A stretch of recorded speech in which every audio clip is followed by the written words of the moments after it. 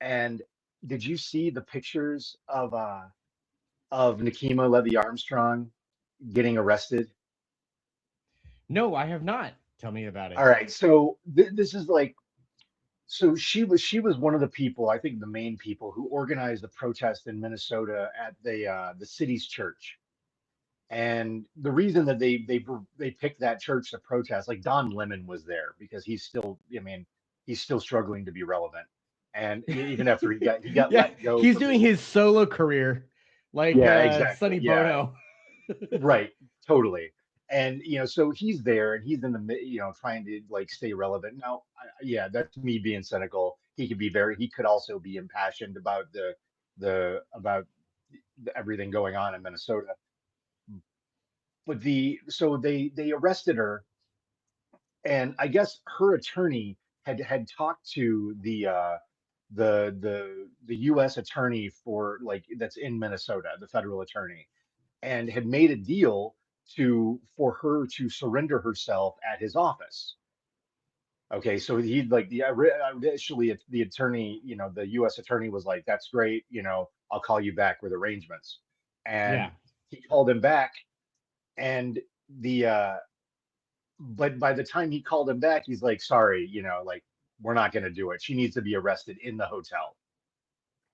So like she was basically like they like the border patrol agents like knew that she was in the hotel and they were going to arrest her. Why it was border patrol and not like state police or the FBI or somebody else, who knows? But they wanted border patrol to come to do the arrest. who cares So about rules at this point? I know, but yeah. also that's not their fucking jurisdiction. Well, and but the reason that they wanted it is because they held that protest at the city's church because the pastor at one of the pastors at that church was also in charge of the Minnesota ICE office. Yep, yep, That's why they were protesting it. They were protesting him, yeah, of and course. so they wanted ICE to be the ones that performed the arrest. They So wanted a they nice little narrative of comeuppance yeah, for totally. They the wanted to we got our insubordinate and man kind of thing. churlish Yeah, rabble she rousers. challenged us. She made us look bad. She did whatever, and now we got her. And Yeah, so anyway, so they go and like I guess the night before they had tried to force their way into the hotel, and the management of the hotel like demanded that they leave, and so they left. I don't. I I mean, so the next day she she does surrender herself, but not before somebody else left her room, and then like ICE agents tackled that person on their way out of the hotel, thinking it was her, and part of these fucking Proud Boys who are cosplaying and being basically stuffed into roles like they're being fitted by a shoehorn, is that they have no sense of what they are or are not able to do. I mean, in terms of the no. law. I mean, Well, again, I know what, that the law do you is mean like irrelevant anymore, shooting a but guy on the middle of a street in the broad daylight? hey, you get it. Yeah. So actually, the person in front of whose car they were at that moment, that person just released their footage, Mhm. and it's even more. Every time more footage comes out, it's more damning. Where there was nothing that he was doing, not that he had to be doing anything, but regardless, it's more damning. It's more absolving him It does and poke a damning few of. holes in every single lie that you hear from every government official. That's what I'm I don't want saying. to. I don't want to get into that too much because I want to stick with No, the I AI don't either. slop. But what I That was the point. but what I was going to say about this and the whole rest of it is that we have these roaming Proud Boys that they say, uh, here's your badge, and the badge turns out to be a children's party favor, and it says sheriff on it, and it's actually just made out of plastic, and you get it at Party City. So when they do that, is that not only do they not know what they're doing in one direction, but they also don't know what they're doing in the other direction. So that when hotel staff says you can't be here, they just as well say, "Oh, okay," and walk away, Yeah, as much as they will fucking shoot a guy in the street. yeah. So they tackled this other person who had been leaving her room. Anyway, the next day comes around. They just the U.S. attorney insists that the arrest has to be in the hotel, basically so that they can video it. There was an ICE agent walking backwards in front of her, filming the entire thing. And he said, I'm supposed to do this. I was told to do this. And then evidently he told the uh, Levy Armstrong's attorney, "Don't worry, it won't go on Twitter." Of course, it immediately went onto Twitter, and the Christy Nome released a or a photo from that perp walk, right, where Levy Armstrong is walking. She's handcuffed and being walked by another agent, and she's walking out. She's like got a totally calm expression on her face. She looks very composed. Yeah.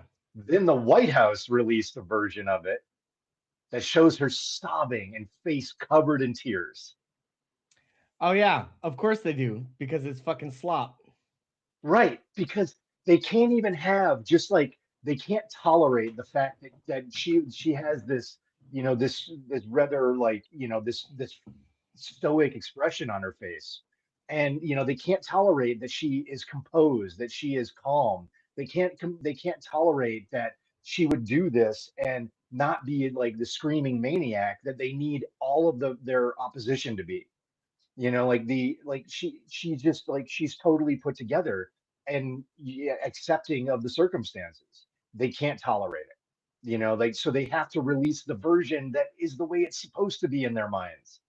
Yep. And I think about like all of these videos that are getting released of like I mean, like the whole, like all of the stuff that you see on like Instagram reels and stuff like that, of like all these indignities that the public is committing, have been committing against ICE agents. The ones where like everybody, all the agents in the video and these AI generated videos, all of their uniforms say ICE across the front of them, Yep. as opposed to all the other random shit that they all say. And Yep. or the where like somebody like throws a soda at somebody in a mall or something like that.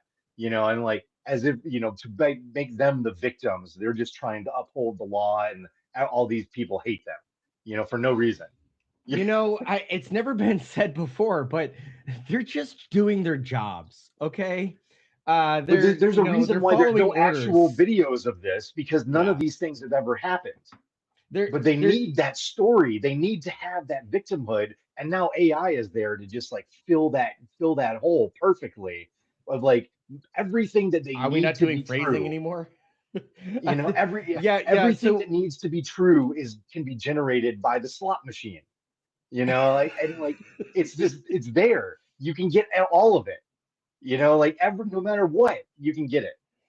and the fan base for slop is all about it because they love everything that AI represents. They're I fucking mean, these are the same here people for that it. just like went crazy for, Trump as Rambo in 2016, 2017. Or, like or, like when it was an actual illustration that had been done, like somebody had to make that.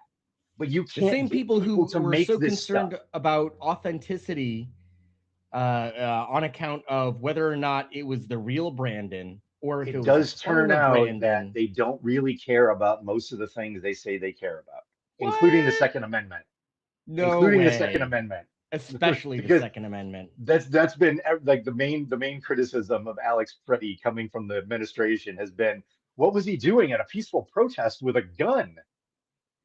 I mean, oh That my was gosh, holstered such my that they had stars. to struggle to get it off out of his holster, and then on top of it, uh, licensed. Like it wasn't even that. Like now in Minnesota, he could have just fucking had it. That's not In the way really that that. he had it. Yeah, that is all true. But my point is that the how they've completely forgotten, just absolutely memory hold all of the patriotic protesters demanding that the governor of Michigan reopen the state as they stood on the steps of the Michigan Capitol building with assault rifles. Yeah, Christy Nome standing up there saying, "Why would you ever bring a weapon to a protest?" She didn't even say it so eloquently. And in my head, I'm having a montage play of fucking Rittenhouse, and I'm and Or and just and all of the and anti-BLM all the protesters that showed up kitted out in their homemade military gear with their AR-15s. and You then know, also like all of the fucking lockdown protesters who were resisting a tyranny that didn't exist. It's here, guys. And we've got Alex Jones out here saying, "Hey, never mind everything that I said about the deep state before. I love it when that boot's in my mouth." I have been reading a lot, the new and we're world going to get order is into this here, now. everybody, I've and been it's fantastic. this is the blueberry flavored tyranny. It's an exclusive Alex Jones special. You can get it at the shop. This blueberry, it also comes in raspberry flavored and boysenberry. But you can get this boot in blueberry today for 15% off at alexjones.com. That's Alex. All right, that's enough of that. So I say let's get into this episode. let's get into it. And to get into it, to segue into it, if you will, this dialogue that is, I mean, dialogue is a bit of an exaggeration, but this manner of speech that is coming out of DHS Gestapo is very similar to the shit that we heard during the Nixon era, where we got the law and order rhetoric in 1968, specifically as a backlash to civil rights. I'm not sure how that's a segue because we're talking about the Heritage Foundation, but let's go for it. It's going to make sense by the end of the episode. Whether you know the Heritage Foundation or by name or not, it is one of the most influential conservative think tanks in the U.S., maybe in the history of of think tanks in the U.S. I mean, it ranks nationally, I think, as far as influence for think tanks like policy institutes, like number 12 in the world, you know, Yeah. as far as its influence. And it has been for around 5 decades. It's played a leading role in shaping right of center politics, personnel, and ideology. And that's an important kind of three legs of the stool here, because it's not just about advocating for, like political ideas. It's also getting your people in there, and people who believe stuff sort of without reason. Founded in 1973, Heritage has managed to define and redefine what it means to be conservative in the US. It has successfully pushed its positions on tax policies, business deregulation, national defense, social policy, education, and the courts. So again, you just can't stress it enough when you're talking about heritage that it hits all the different directions, and the but it has not been Seriously, if we're not consistent. doing phrasing, that's fine. I just want to know. It has not been consistent in in its own positions. Like that's something that that I want to talk about in a minute. In 1981, it created one of its first major publications directed at a president called the Mandate for Leadership, which was pointed squarely at, between Ronald Reagan's eyes. And Reagan's administration, basically just took the whole thing. They adopted it almost entirely Whole and hog used plus it. the postage, Yeah, as far as that goes. And on top of it, the establishment of this organization was relatively new, but it took off almost instantly in terms right. of its So like influence. it was founded in 73, and they've had nearly 10 years running this thing. Their budget in the first year was less than $1 million, and 3 years later it was like 5 million. And because it was exactly what these the sort of like the wealthy business class of the day were looking for. The policy work that they did in the 80s carried over into the 90s with the contract with America, where they were particularly focused on welfare reform and budget austerity. This is the you'll get nothing and like it model of government. The They were so successful with this that Bill Clinton even adopted some of the Heritage Foundation positions on welfare reform. So they even though they're targeting Republicans, they got the centrist Democrats too. Well, they had Joseph Robinette Biden out there who was talking about welfare queens using the exact same dog whistle as Ronald Reagan at the That's what I time. mean. They got the centrist Democrats, they including Biden. And like I mentioned a moment ago, though, this isn't to say that Heritage has even held the same positions themselves over the decades. The like back when Romney was governor of Massachusetts, they are the ones that added the healthcare mandate to Romney's healthcare plan. The that the requirement basically that people have health insurance. The same thing that the Republicans would next spend the next 20 years trying to strip out of the ACA until they finally did it. What They, Romney they well, hold on, like they are the ones that wrote that. Heritage, that was a Heritage Foundation policy recommendation. Like a lot of the ACA came from Romney's healthcare plan and a prior healthcare plan that Heritage had actually written. So that's what I was just going to say is that that's what Romney's I'm model I'm was their model. right. And so specifically the mandate, which was one of the most contentious points, and like that was their invention. Nobody else came up with it. Nobody else introduced that. It was the Heritage Foundation. It just to show that even though they've been around for 5 decades, they haven't been the same organization for over those 5 decades. They started off incredibly ideological, and then they shifted in like basically with the winds. And in 2016 or 2015, like when Trump got the nomination, or 2016, yeah, when he got the nomination for president, while everybody else, all these other conservative, like established conservative think tanks, were busy, becoming what never Trumpers.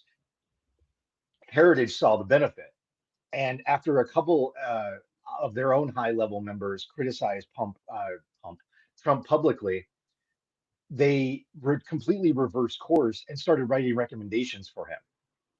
And then they not only managed to, get all of their recommendations. Well, they managed to get all their recommendations adopted because no, they weren't competing with anybody anymore. Like everybody else, like had stayed the course and been consistently anti-Trump, and these sort of Lincoln Republicans or whatever they call themselves.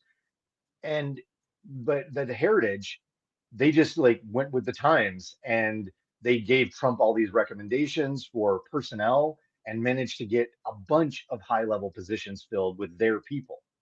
So they did a lot of shaping of the first Trump administration, and because they didn't have any of the competition. They Biz- Trump Bizarrely, also drew their used their recommendations for regulatory rollback, judicial appointments, and like his ideas of executive authority. Like because they went from this kind of like law and order mentality that they had earlier that you had just mentioned to like and like kind of constitutional essentialism to like expand the executive regardless of constitutionality. Like that was their new angle, and it and is right specifically now. at the destruction of constitutionality. Yeah, so they you just see them as just becoming cunning political operators. They don't have an ideology anymore. They just want to maintain their grip. We're getting around to talking about the Heritage Foundation today, by way of fallouts that happened back in November over comments made by its current president, Kevin Roberts. So Roberts, the after Nick Fuentes showed up on Tucker Carlson's podcast, his show. The A bunch, criticism was getting lobbed at Carlson, from all over conservative media. Notably, one of the few people in this sort of, like establishment position, Kevin Roberts, defended what he was one of the few people to defend Tucker Carlson because, and really exposing the fact that they have a pretty close relationship, which I don't think was very public before. And since then, 16 people have left like high profile people have left the Heritage Foundation. The anti-Semitism task force that was founded by the Heritage Foundation, which is basically like, you know, like their ambassadorship to APAC. The like they severed ties with the main organization and kind of spun off to like into their own independence. Mike Pence, who had previously been a fellow at the Heritage Foundation, has started the Advancing American Freedom Foundation, and 16 people from Heritage left to go there specifically. Like They to always like, they always have these fucking generic names, don't they? oh, I know Advancing it's American Freedom, awful. Heritage Foundation. I know I, all of I them. it's like if you go to one of those fucking pop up spirit stores and you're trying to get a costume for the thing, but it has a generalized description of the thing, where it's like uh, it's like Spooky Girl, Wednesday Adams, Heritage Or Foundation, Nazis. right. You want to get into Fuentes now and the Tucker Fuck yeah, I Carlson? do. Let's All do right. it. So Nick Fuentes' appearance on Tucker Carlson's show back in November, like I said, it caused some waves. Mainstream conservatives were really not happy with this, largely because Fuentes is interestingly anti-Semitic. He is inconsistently anti-Semitic. He is, he's one of those people like I have a Jewish friend, so it's not that, but the one thing he That's is not your consistent. friend. That all right. Okay. He says I he's just anti-Israel, but he yeah. says, he makes comments, Jewish cabal type comments, which Yeah. are, really just, ages old anti-Semitic tropes. So he'll say that, and then he'll spend a bunch of time talking about how Israel's bad, and you're like, oh, okay, well, he's talking about Israel, so is he actually anti-Semitic? And then like he makes it incredibly cryptic. But Didn't he over just put out time, you an ad see it's that apologized for his anti-Semitism in like the New York you were Times or talking something over like me. I that? couldn't hear you. I said, didn't I'm sorry. Didn't he just put out an ad apologizing for his anti-Semitism? I have no idea. All right. I'd Well, be it doesn't matter. surprised if Keep going, but it's Fuentes. hilarious. I'd be surprised if Fuentes put out an ad about Oh anything. no, no, no, no, not Fuentes. I'm sorry, Kanye West. Oh, okay, yeah, Sorry, go totally ahead. different. Totally different. So so the so if you watch enough Fuentes, you can tell that like he says anti-Semitic things, but it doesn't.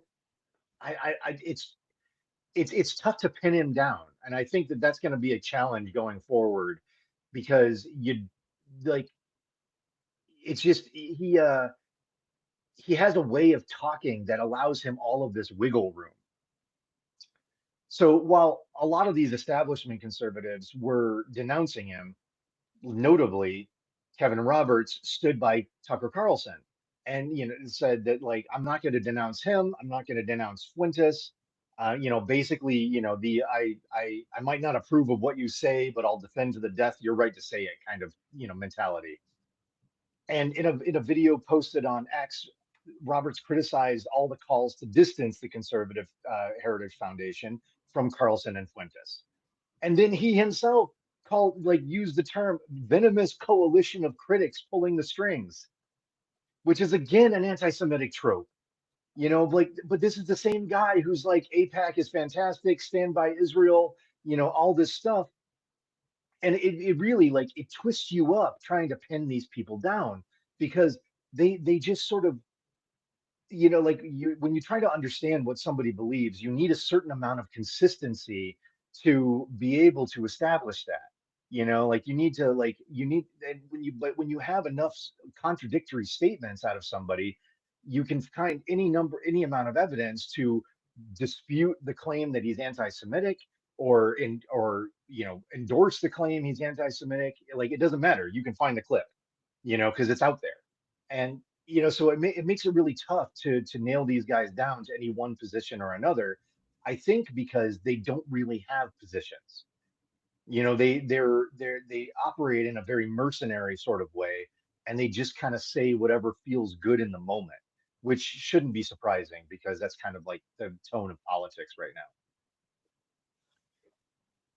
So Roberts says, he says he abhors Fuentes' views, but he says canceling him is not the answer. And I'm like, I don't know. You can criticize somebody and say, like, yeah, get him off the air. I mean, I don't understand what this thing about canceling is. It's like he needs to pay allegiance to the free speech culture, and he also needs to pay allegiance to, like, I have to criticize Fuentes because I'm supposed to like Israel, and Fuentes said bad things about Israel, so that means I have to say bad things about him. But the two things, like, yeah. The whole cancel culture backlash, I mean backlash in scare quotes, is really just shitty comedians from 2015. Like this, it's passe. It's with we've already moved on No, it's a from the Rob whole Schneider you casino can't make a bit. joke. Yeah. Oh yeah, Schneider and Roseanne, who was funny to start. She was funny, and then she became not funny, famously, as She is everybody knows really that not she was funny funny in the now. first place.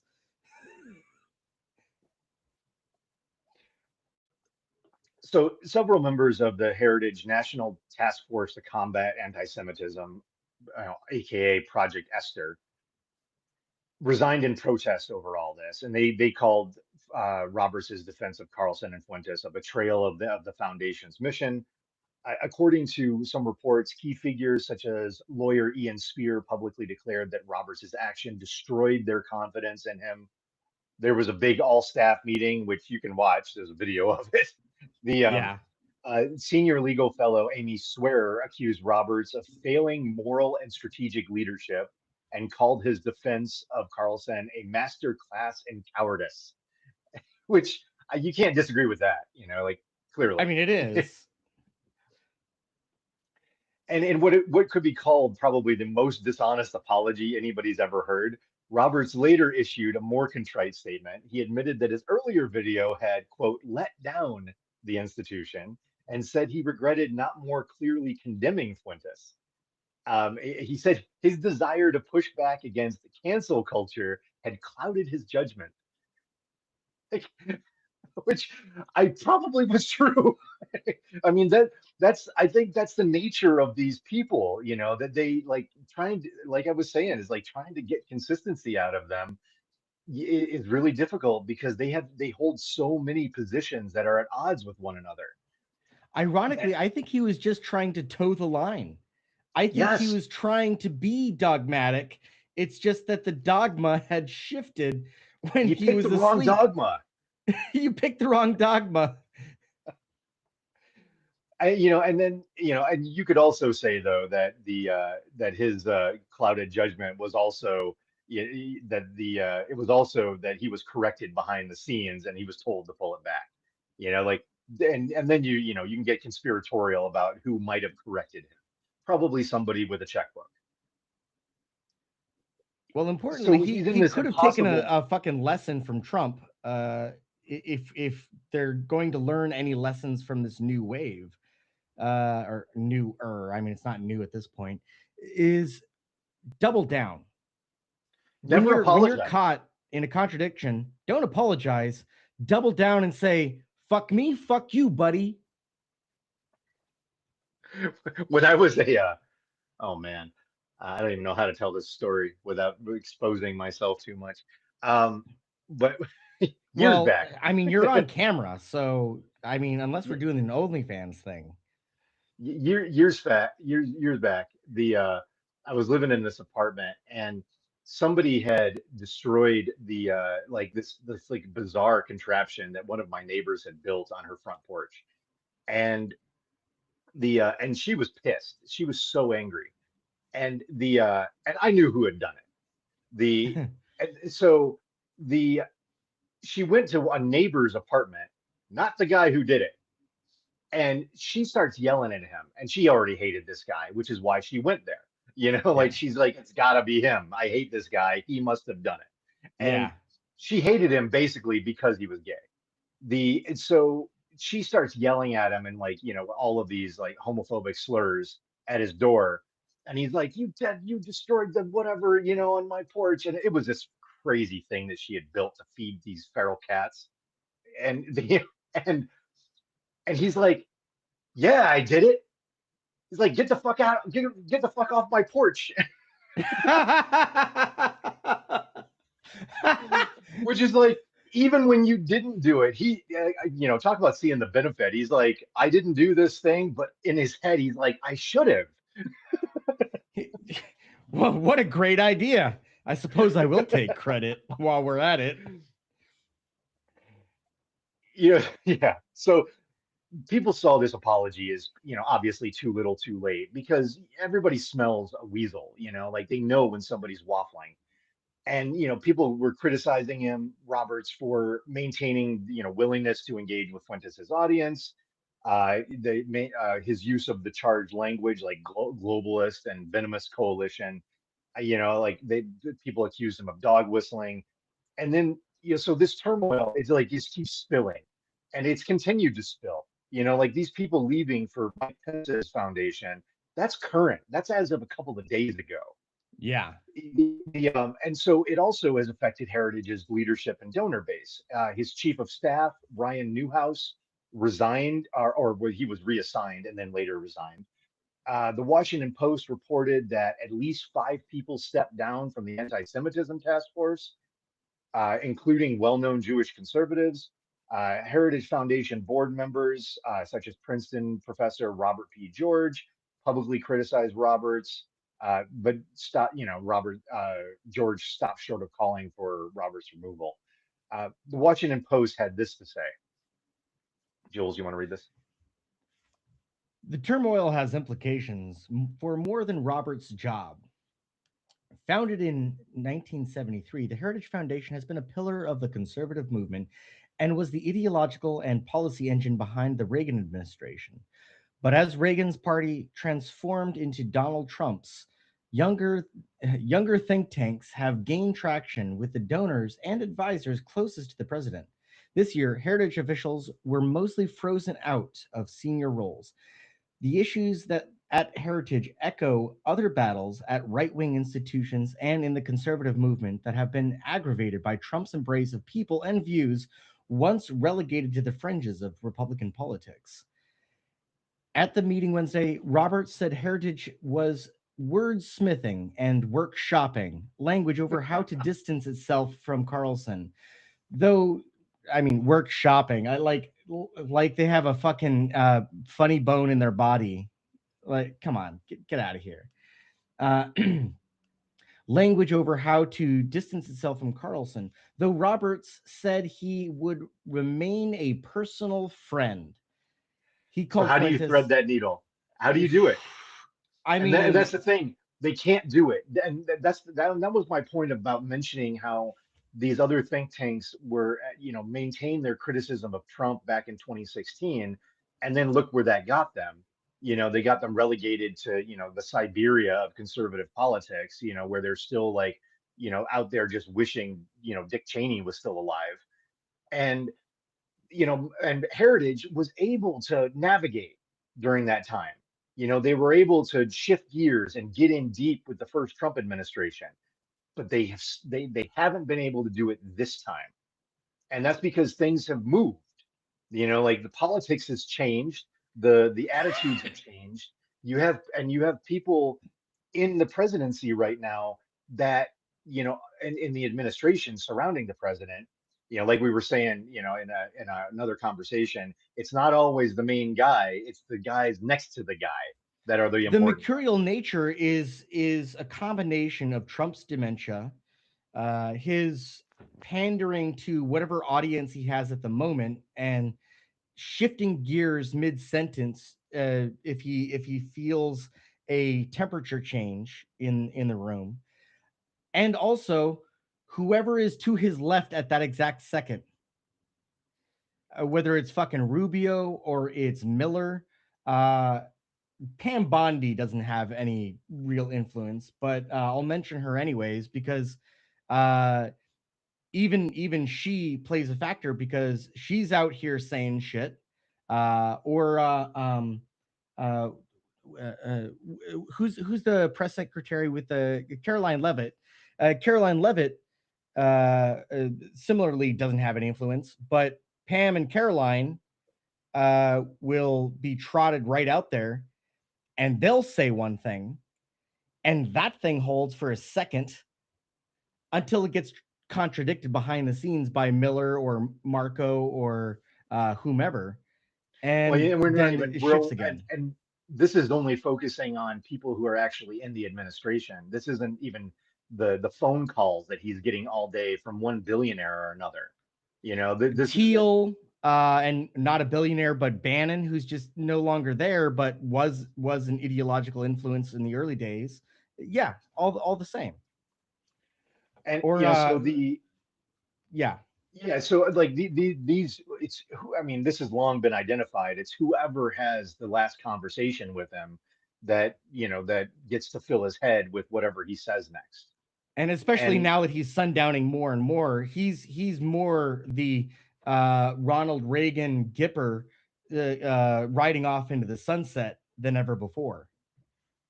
yeah, absolutely. And like, and you just think about like the donors who have his phone number.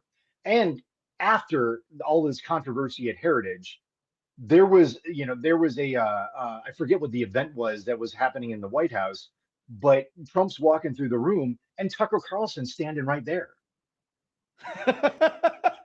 So it's like this is less than a month after Roberts is scrambling to figure out how to like maintain this leadership position of Heritage and get them back in the good graces and keep all of their existing donors. And what they really need to do if they want to stay in existence is they need to get new donors. They need the different donors. They need to have like the donors that are kind of on the down low that are going to replace this current crop, and then get rid of that anti-Semitism task force. That's dead weight because the new direction is wherever Tucker Carlson is going. Like, and that's where they need to go.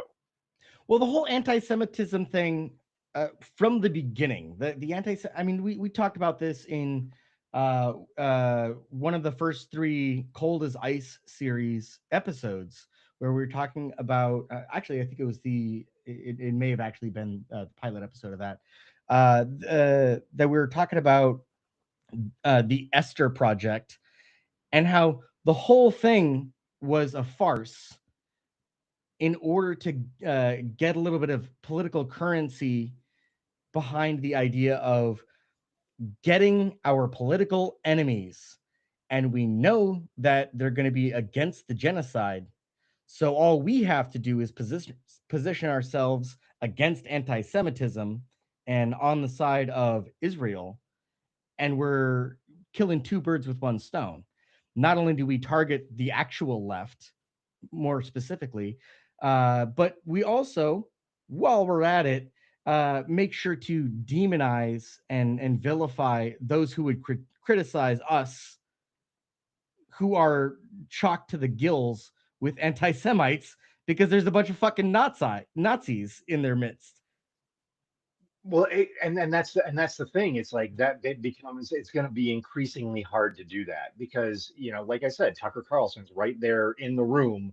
What like you see the camera pan right past him, and he's out there criticizing Israel all the time. And on top of it, So these are all people that Trump has had over for a McDonald's dinner, for I mean, how do you McRibs or how do you get whatever. that? How do you like how do you make sense out of Trump? Like talking about how great Miriam Adelson is, and also having Tucker Carlson in the room. Like how do And you? Fuentes and Well, Kanye. Fuentes didn't, he got invited by Kanye West. And, so it's like he wasn't like Trump's guest. He was Kanye West's guest who got okayed by Trump. Like, And Kanye got in because Trump really liked the Gold Digger song. So that makes well, sense. I mean, Kanye got in because he's Kanye. Like Oh that's yeah, that's it. like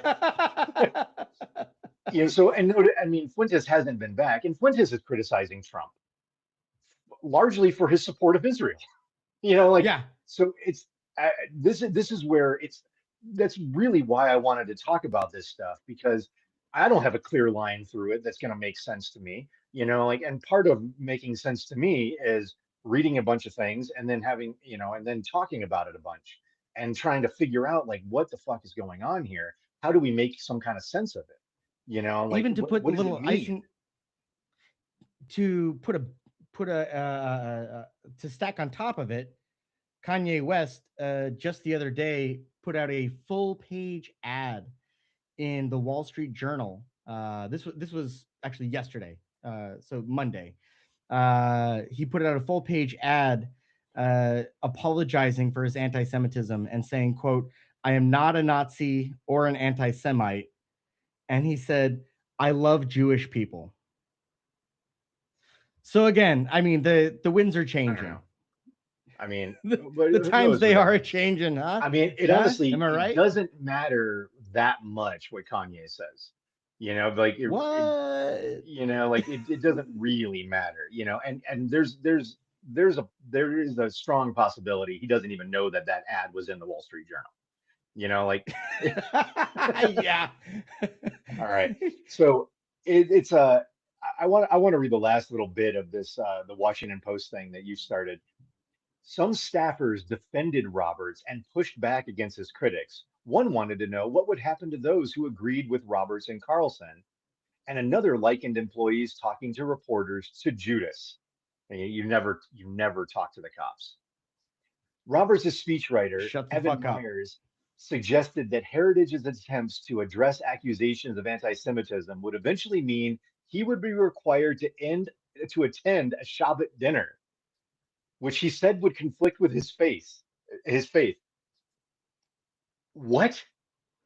Like, if you keep talking like this, you're gonna have to go to a Shabbat dinner, This sounds like a Larry David episode. I and mean, you can't. this is a Curb But Your then Enthusiasm episode in and then season Robert says, 6. I can't do that because it would conflict with my faith. All right, so I mean, where to even start here? Your faith is so fragile that you can't attend a religious function of another faith. Like, it's that fragile. Which Like which fucking your grasp on Christianity is so tenuous that you couldn't possibly like go and like participate in a gathering like of another religious faith. was it What, Mike what about Pence all who these said so? what, what about all these people, Mike Pence included, actually, since you just mentioned his name, but Pence, Trump, all these conservative religious figures who have no problem wearing a yarmulke and like kissing the fucking wall in Jerusalem. Like they have It's no like all those problem with that. liberals in the DNC, Pelosi included, who put on the fucking African garb and The did that kente cloth. cosplay. Get the fuck out of here with that. What I was gonna And say but is, hold on. was it The next thing though is like along these lines is how terrible does that guy's Shabbat dinner have to be that it's going to be used as punishment? Like, how bad does it have to be? How miserable is that house that his dinner is a form of punishment? I mean, social obligations can be pretty oppressive. I'll agree with that. What I was going to ask you though, was it fucking Mike Pence who was saying something like, and this was years ago, the he will not go to any kind of a dinner without his wife present, or some such patriarchal, reverse matriarchal kind of I think it was Mike Pence who had this bizarre religious uh almost opposite, where instead of the woman being unaccompanied, it's him being unaccompanied by his wife. No, Uh, it was Pence. Yeah, was that who Pence? also Okay. calls who also calls his wife mother. No, Oh yeah. All no. right, I want you to read this one from the Guardian. Fuentes, who used to be ostracized by the mainstream right for his views, included support of including support of Hitler, and claims that Jews run the country, said on Carlson's podcast that organized Jewry, which is a word that is used by Fuentes and people from the 1940s, Fuentes says it all held. the time. Oh, I I've know he watched so does many of Fuentes' Rumble so videos. much. I have, He talks yeah, about same. organized Jewry all the time. It's it's a thing. Held outsized influence and said he was a fan of Joseph Stalin. Fuentes' appearances on Carlson's podcast has rolled the right, with many seeing the Roiled. Oh, yeah, yeah, that makes sense. I mean, it could go both ways, but it does say roiled. The right, with many seeing the interview as a further invitation of extremist views into, I mean, come on. Oh, that's a little too extreme for us, into mainstream conservatism. Roberts said that while supporting Carlson, he disagreed with and even abhors Fuentes' views. Roberts then wrote a detailed post on X, the Everything app, explaining the depths of Fuentes's extremist views. Fuentes made grotesque analogies to cast doubt on the murder of 6 million Jews during the Holocaust and has said, I think the Holocaust is exaggerated. I don't hate Hitler, Roberts wrote. Fuentes called for the death penalty for perfidious Jews and other non Christians, stating that when we take power, they need to be given the death penalty. All right, That's Jules. I that. think I'm banning you from reading because you're doing this extreme overreading thing now, and I don't know why. Are you saying that I'm pulling a Captain Kirk here? Are you saying that I'm Oh, overacting? oh my gosh. Jeez. You don't want to hire me for your next audiobook? Oh my God. We'd never get through it. Hey, Sean, give me 2 seconds. To sum all that up, Roberts basically said that everyone who hates Carlson is a snake or a Jew, but I don't mean all Jews, just the bad ones. Like that's basically what Yeah. Roberts said. What are you saying? Oh, give me 2 seconds. Oh, okay, I'll just wait.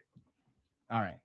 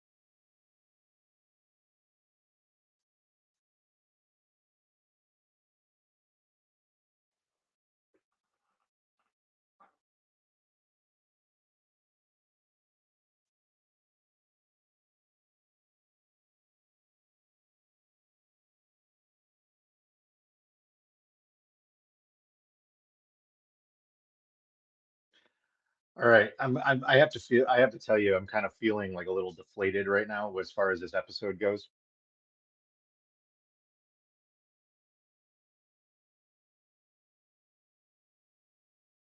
I think you're muted or something. Sorry, go ahead.